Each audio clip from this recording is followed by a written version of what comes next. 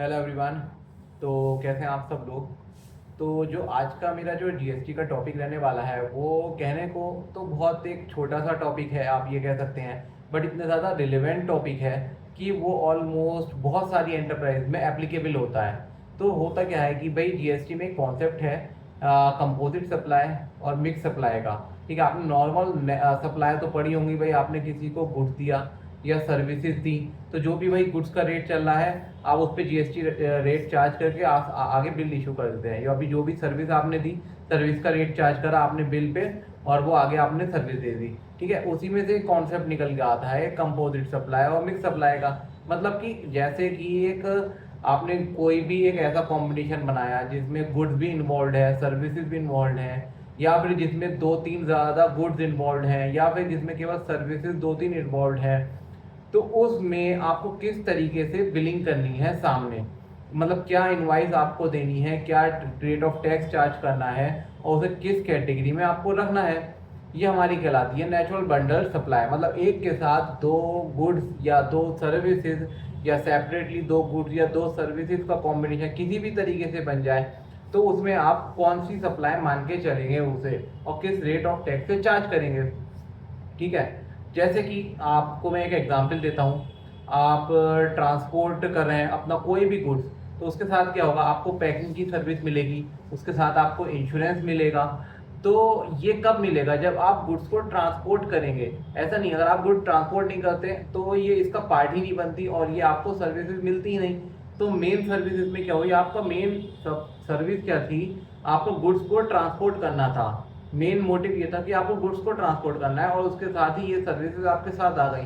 तो अगर आप देखेंगे तो मेन सर्विस आपकी क्या हुई, ट्रांसपोर्ट ऑफ द गुड्स। तो इसे इस कैटेगरी में रखेंगे और इस पे जो भी जीएसटी रेट चार्ज होगा आपको चार्ज करना है। ये एक एग्जाम्पल हो गया। दूसरा मैं एक एग्जाम्पल और लेता हूँ, जैसे कि बड़े बड़े मॉल्स होते हैं, उसमें मशीनरीज इंस्टॉल होती हैं, लिफ्ट इंस्टॉल होती हैं, एस्केलेटर्स इंस्टॉल होते हैं। तो वहाँ पे बहुत ज़्यादा कंस्ट्रक्शन का ये सारी चीज़ें होती हैं, उसमें गुड्स भी इन्वॉल्व होता है, उसमें सर्विसेज भी इन्वॉल्व होती है, एक तरीके से वर्क कॉन्ट्रैक्ट का पार्ट बन जाता है। तो अब इसमें आपको देखना पड़ेगा मेन प्रिंसिपल सप्लाई क्या है। जैसे कि कोई भी मॉल में लिफ्ट लगी, ठीक है, लिफ्ट लगाई, अब उसमें मशीनरीज भी आई हैं, लेबर भी लगी है, और तो उसमें अल्टीमेटली मेन मोटिव क्या था भाई, मेन मोटिव ये था कि वहाँ पे फैसिलिटी देना लिफ्ट की, और वो कब दे पाएंगे, जब मशीनरी लगेगी। लेकिन मेन मोटिव आपका क्या था, उसमें प्रिंसिपल सप्लाई क्या थी भाई, लिफ्ट बना के देना, इंस्टॉल करना वहाँ पे, या एस्केलेटर्स को इंस्टॉल करना, ये सारी चीज़ें। तो मेन उसमें प्रिंसिपल सप्लाई आपकी क्या करी जाएगी कि इंस्टॉलेशन की सर्विस मानी जाएगी। ठीक है, उसमें आपको बाइफरकेट नहीं करना है कि भाई गुड्स का पार्ट ये है, आपको गुड्स को अलग सेपरेटली बिल्ड करना है या उसे अलग करना है। ये कॉमन मेन आपको एक कंबाइंड इनवॉइस बनानी है टोटल वैल्यू की और टोटल वैल्यू चार्ज करनी है। ठीक है, इसी तरीके से एक सप्लाई होती है, जैसे कि आपने एक फ्रूट बास्केट ली। अब फ्रूट बास्केट में चिप्स के पैकेट्स हैं, उसमें जूसेस हैं, उसमें ड्राई फ्रूट्स हैं। तो क्या हुआ, ये थी तो अलग अलग सप्लाई, लेकिन एक ही जगह मिक्स करके आपको एक सप्लाई दे दी। अब इसमें जो जीएसटी का रेट चार्ज होगा वो क्या रहेगा। देखिए, इस कॉन्सेप्ट को कहा जाता है मिक्स सप्लाई, जहाँ पे कई सारे गुड्स ऐसे इन्वॉल्व हो जाए जिन्हें सेपरेटली बिल करा जा सकता था, जिन्हें आप मेरी बात को सही से सेपरेटली बिल्ड करा जा सकता था, बट वो एक साथ कंबाइन करने पे एक सेपरेटली बिल्ड हुए। तो इसमें कहा जाएगा मिक्स सप्लाई, और इसमें जो जीएसटी का रेट चार्ज होगा उन सप्लाई में जो भी उसमें गुड्स इंक्लूड हैं, उसमें जो भी हाईएस्ट रेट होगा जीएसटी का, उस रेट से आपको जीएसटी चार्ज करना पड़ेगा।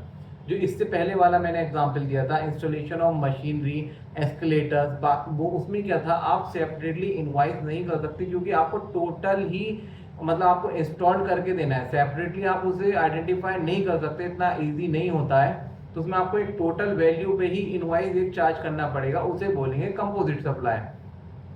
तो ये कॉन्सेप्ट इतना इम्पोर्टेंट है, ये बहुत सी जगह यूज भी होता है, बट होता क्या है, बहुत से लोगों को इस कॉन्सेप्ट के बारे में नहीं पता। वो इसमें क्या कहते हैं, गलत इनवाइसिंग कर देते हैं, गलत एचएसएन ले लेते हैं, गलत जीएसटी रेट चार्ज कर लेते हैं। और बहुत फर्द ऐसे केसेस भी आते हैं भाई, जो सर्विसेज थी उसमें वो गुड्स को कवर करके उसका ईवे बिल भी बना देते हैं। एक्चुअली ईवे बिल क्या है, वो तो मूवमेंट गुड्स का हो रहा है तब बनेगा, लेकिन बहुत से लोगों को ये पता ही नहीं होता, इस वजह से वो गलत ईवे बिल भी बना देंगे। तो इस कॉन्सेप्ट को सही से समझ पाना मतलब समझ होना भी बहुत ज़रूरी है, क्योंकि ये ऑलमोस्ट बहुत सी जगह पे अप्लाई होता है। बस कॉन्ट्रैक्ट की कोई सर्विस है भाई, कहीं पे कोई भी मशीनरी इंस्टॉल हो रही है, उसमें गुड्स का पार्ट है, सर्विस का पार्ट है। अब आपको ये देखना है भाई उसमें प्रिंसिपल सप्लाई कौन सी है। जो प्रिंसिपल सप्लाई है आपको वो मेन सप्लाई मान के चलनी है। जैसे कि आपने एक एग्जाम्पल और देता हूँ, आपने एसी मंगवाया, ठीक है। अब एसी के साथ क्या हुआ, उसके साथ सर्विस भी आती है, आपने सर्विस भी करवाई, एसी भी इंस्टॉल करवाया। अब मेन सप्लाई उसमें क्या थी, आपकी मेन सप्लाई थी कि एसी को इंस्टॉल कराना, एसी लाना, मतलब एसी क्या हुआ, एक गुड्स हुआ। तो इसे कहा जाएगा मेन प्रिंसिपल सप्लाई आपकी गुड्स की है। एसी तो साथ में एंसिलरी सर्विस है भाई, वो तो मेन सर्विस का पार्ट ही नहीं था, वो तो साथ में आई है लग के, वो तो आपको कंबाइन में दी गई है। तो इस केस में आपको एसी जो है आपको मेन सप्लाई माना जाएगा।